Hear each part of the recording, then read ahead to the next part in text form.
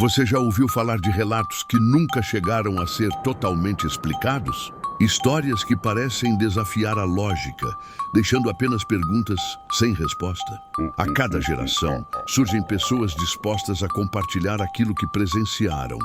Experiências perturbadoras que não podem ser ignoradas, mas que também não podem ser compreendidas. Hoje, vamos mergulhar em 3 desses relatos. 3 histórias não contadas de encontros assustadores, baseados em testemunhos que permanecem envoltos em mistério até hoje. Apague as luzes, coloque os fones de ouvido e prepare-se. Porque depois que você ouvir, talvez você nunca mais olhe para o escuro da mesma forma. Relato 1. O homem sem rosto da estação de trem. Era inverno. Final de tarde, uma mulher chamada Cláudia aguardava sozinha na estação quase deserta. O vento gelado cortava o ar, e os vagões vinham e iam em silêncio, levando os poucos passageiros que restavam. Ela conta que, enquanto esperava, percebeu um homem parado alguns metros à frente, o corpo alto, esguio, vestindo um sobretudo escuro. O detalhe que a fez congelar. O rosto dele parecia em branco. Não havia olhos, boca, nariz. Apenas uma superfície lisa, pálida, quase como uma máscara.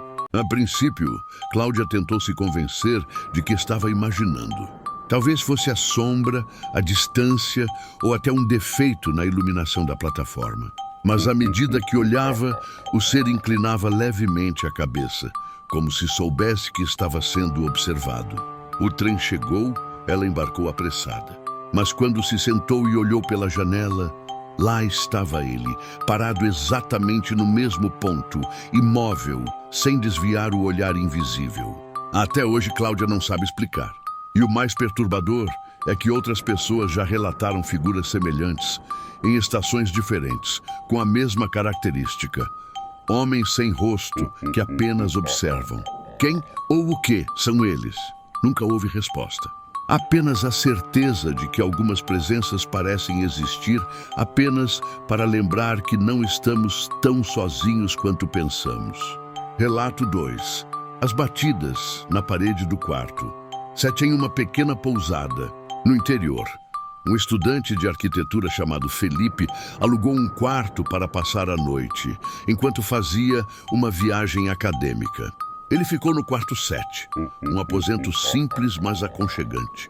Na primeira madrugada, ouviu batidas suaves na parede, ao lado da cama, como se alguém estivesse tentando chamar sua atenção.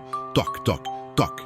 Felipe achou que fosse outro hóspede no quarto ao lado, mas ao checar na recepção, foi informado de que não havia ninguém hospedado naquele quarto vizinho. Aquele espaço estava vazio e fechado havia meses devido a reformas.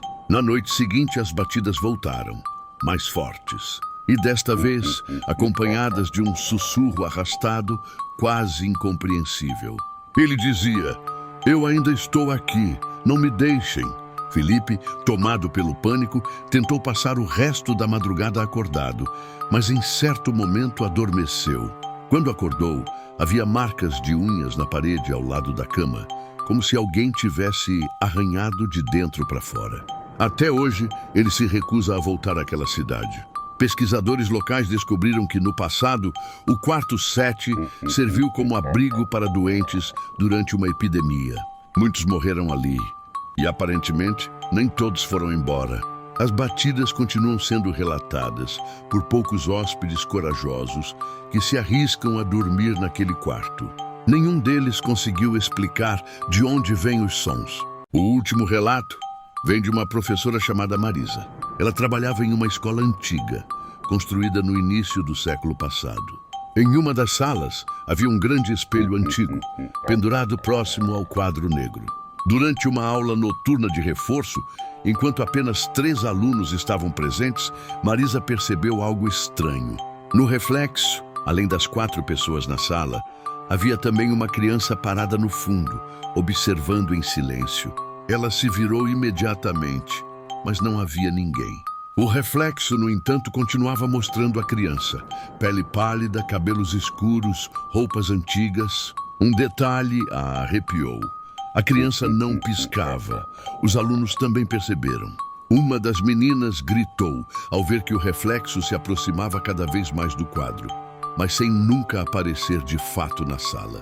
Marisa tentou retirar o espelho, mas era pesado demais. Dias depois, chamou o zelador da escola. Ao removerem a moldura, encontraram jornais velhos presos atrás do espelho.